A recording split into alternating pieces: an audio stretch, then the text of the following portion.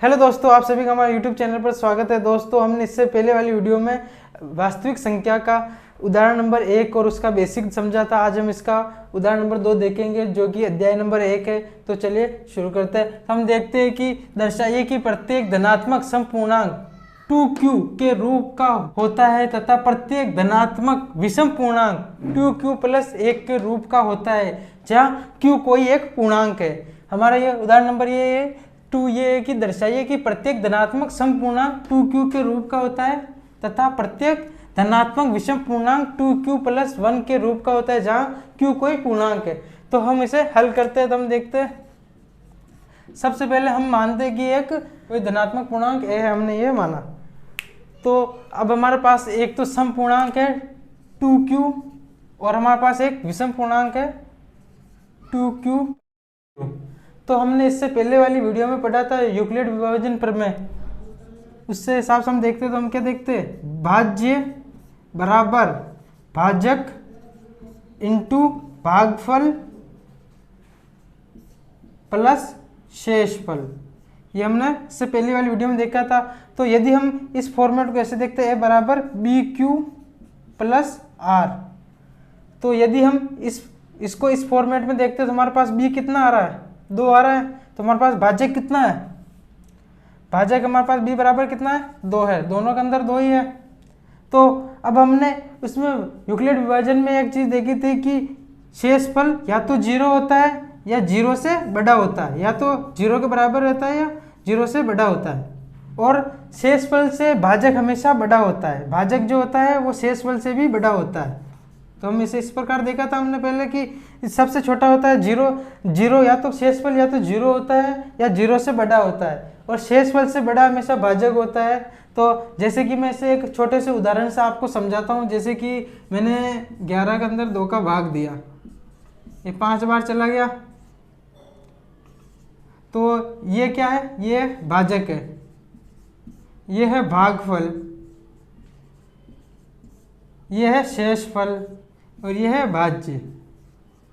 तो हम इसमें देखते हैं कि भाजक है जो कि शेषफल से बड़ा है, तो उसी प्रकार बताइए शेषफल हमेशा छोटा रहता है, भाजक उससे बड़ा रहता है। तो हमारे पास ये भी भाजक 2 है, तो हमारे पास शेषफल क्या क्या आ सकता है, शेषफल r हमारे पास आ सकता है, या तो 0 आ सकता है या 1 आ सकता है, 2 नहीं आ सकता कि दो हमारे पास क्या है, भाजक है, और शेषफल हमेशा भाजक से छोटा होता है। हमने देखा था हमारे पास क्या आ गया, 0 और 1 आ गया।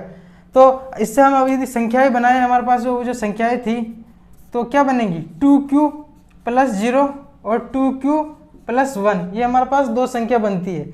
और इसमें q क्या है, q एक भागफल है q। इससे पहले वीडियो में यह भी देखा था कि विषम संख्या, विषम पूर्णांक और सम पूर्णांक क्या होता है। सम पूर्णांक वो होता है जिसके अंदर किसी सम संख्या से भागफल को इंटू कराया जाए और उसमें सम शेषफल जोड़ा जाए। तो हम इसमें देखते हैं जैसे कि 2q + 0, ये एक सम पूर्णांक है, सम धनात्मक पूर्णांक, ये एक सम धनात्मक पूर्णांक है। 2 एक सम संख्या है, उसे भागफल से इंटू किया जा रहा है, प्लस एक 0 एक सम संख्या है जो कि इसमें जोड़ी जा रही है। तो 0 शेषफल भी इसमें एक सम संख्या है, तो ये क्या हो गया, एक सम पूर्णांक है। और यदि 2q + 1 है, ये एक विषम धनात्मक पूर्णांक है, ये एक विषम धनात्मक पूर्णांक है, क्योंकि इसके अंदर सम संख्या से भागफल को तो इंटू कराया जा रहा है, लेकिन इसमें जो शेषफल है वो एक विषम संख्या है, इसीलिए ये एक विषम पूर्णांक है। तो 2q + 0 तो एक सम पूर्णांक है, लेकिन 2q + 1 एक विषम पूर्णांक है। तो क्वेश्चन नंबर 2 हो गया। अब हम इसका अगला क्वेश्चन नंबर 3 देखते हैं। दर्शाइए कि एक धनात्मक विषम पूर्णांक 4q + 1 या 4q + 3 के रूप का होता है, जहाँ q एक पूर्णांक है। तो अब हम इसे हल करते हैं। सबसे पहले हम मानते हैं, माना कोई धनात्मक पूर्णांक a है। सबसे पहले हमने क्या माना, कोई एक धनात्मक पूर्णांक a है। तो हमारे पास ये विषम पूर्णांक क्या दे रखे हैं, 4q + 1 और 4q + 3। तो हमने यूक्लिड विभाजन प्रमेय देखा था, तो उसमें हमने क्या देखा, a बराबर BQ + R। तो हमारे पास b कितना आ रहा है, इसमें भी 4 है, इसमें भी 4 है, तो हमारे पास b कितना है, b बराबर कितना आया 4। तो हमने पढ़ा था कि b क्या होता है, b है भाजक और ये r क्या है शेषफल। तो क्या शेषफल या तो 0 होता है या 0 से बड़ा होता है, शेषफल या तो 0 होता है या 0 से बड़ा होता है, लेकिन शेषफल हमेशा भाजक से छोटा होता है, भाजक से छोटा होता है, शेषफल हमेशा भाजक से छोटा होता है।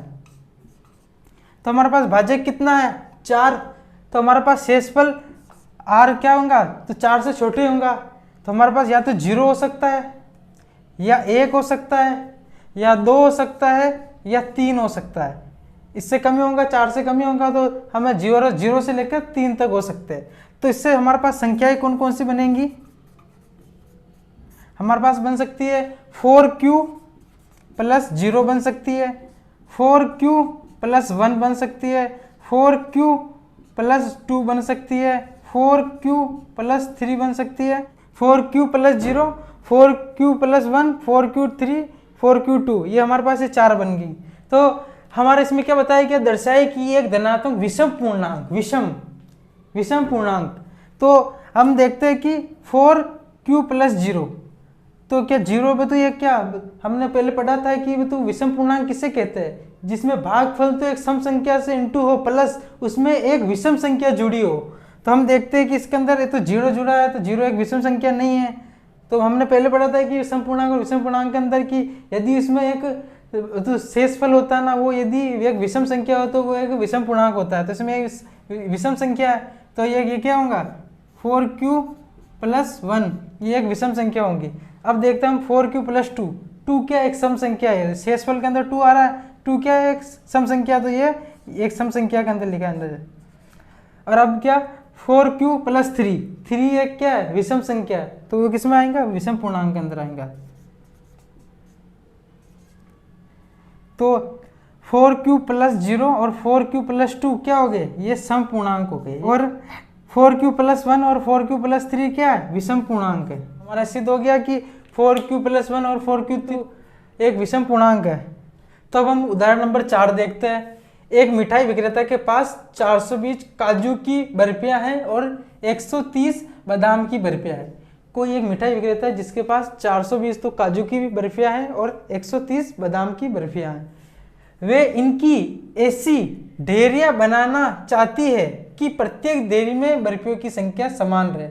वे काजू और बादाम की जो बर्फियां हैं इनकी ढेरियां बनानी चाहती है और उसमें ऐसी ढेरियां बनानी चाहती है कि जिसमें क्या उनकी संख्या समान रहे, तथा ये ढेरियां बर्फी की परात में न्यूनतम स्थान घेरे। और वो कम से कम स्थान घेरे, ढेरियां ऐसी बनानी जो कम से कम स्थान घेरे, है ना। और इस काम के लिए प्रत्येक ढेरी में कितनी बर्फियां रखी जा सकती है, तो उसमें कम से कम कितनी बर्फियां रखी जा सकती है ये अपन को बताना है। तो ये क्वेश्चन समझना बहुत इंपॉर्टेंट है, क्योंकि इस जब तक आपको ये क्वेश्चन समझ में नहीं आएगा आप इसे नहीं कर पाएंगे। तो इस क्वेश्चन को अच्छी तरह से एक बार और देख लेते हैं, अच्छी तरह से समझते हैं। एक मिठाई विक्रेता के पास 420 काजू की बर्फियां हैं और 130 बादाम की बर्फियां हैं। वे इनकी एक ऐसी ढेरिया बनाना चाहता है कि प्रत्येक डेयरी में बर्फियों की संख्या समान रहे, समान संख्या रहे प्रत्येक डेयरी के अंदर, और वो कम से कम स्थान घेरे। और क्या होना चाहिए, वह कम से कम परात के अंदर कम से कम स्थान घेरे। तो इसके लिए वो तो प्रत्येक डेयरी में कितनी बर्फी होनी चाहिए ये अपन को बताना है। तो अब हम इसे सॉल्व करते हैं, हल करते हैं इसे।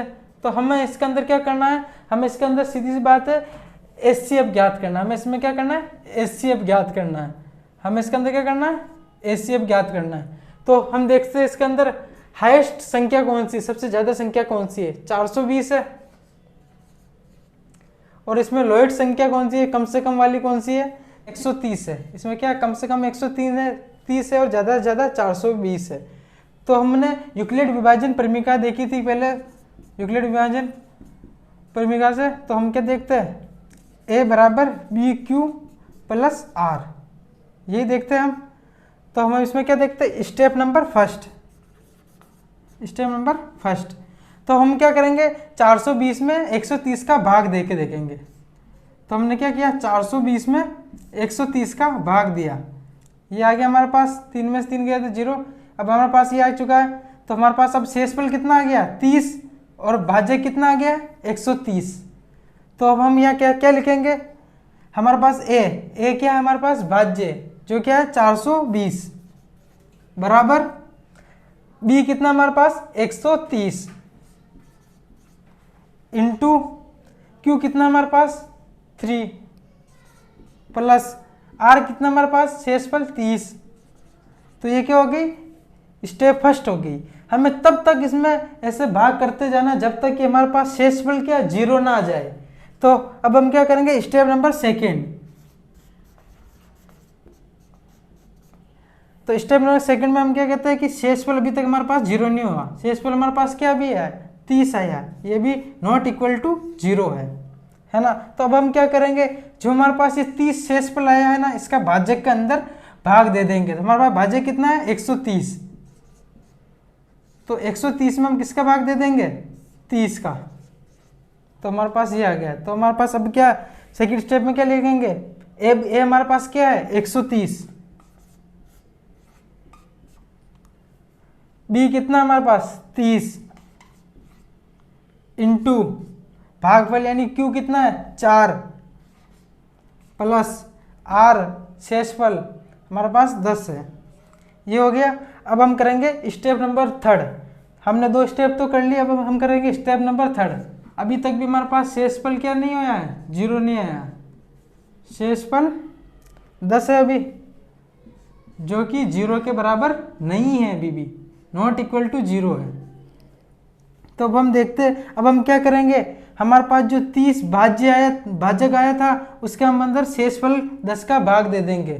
तो हम 30 के अंदर 10 का भाग दे देंगे। इसमें क्या देखेंगे, ए हमारे पास कितना है 30 बराबर बी कितना है हमारे पास 10 इंटू क्यू कितना है हमारे पास 3 प्लस आर कितना है 0। तो हमारे पास अब क्या शेषफल क्या बचा है, हमारे पास शेषफल क्या हो गया इक्वल टू 0 हो गया, शेषफल 0 हो गया। तो अब हमने लास्ट में जिसका भाग दिया था वही हमारा क्या हो जाता है एचसीएफ हो जाता है। क्या हो जाता है एचसीएफ। तो हमारा एचसीएफ क्या हो जाएगा 10। जब 0 शेषफल आया तब हमने किसका भाग दिया था 10 का, तो 10 हमारा क्या है एचसीएफ है। तो हमें कितनी कितनी ढेरें बनानी पड़ेंगी, कितनी कितनी बर्फियों की ढेरें बनानी पड़ेंगी, तो 10 बर्फियों की ढेरें बनानी पड़ेंगी। तो हमारे प्रत्येक डेयरी में रखी गई बर्फियाँ 10 है, तो हमारे पास ये 10 संख्या प्राप्त हो चुकी है। तो ये क्वेश्चन आपको कैसा लगा, और यदि आपको ये वीडियो अच्छी लगी तो हमारे चैनल को सब्सक्राइब जरूर करें, और यदि आपको ये क्वेश्चन समझ में नहीं आया तो आप कमेंट करके जरूर बताएं हमें, और आपको कोई डाउट हो वो भी जरूर बताएं, और अपने दोस्तों के साथ ज़्यादा से ज़्यादा इस वीडियो को शेयर करें। धन्यवाद।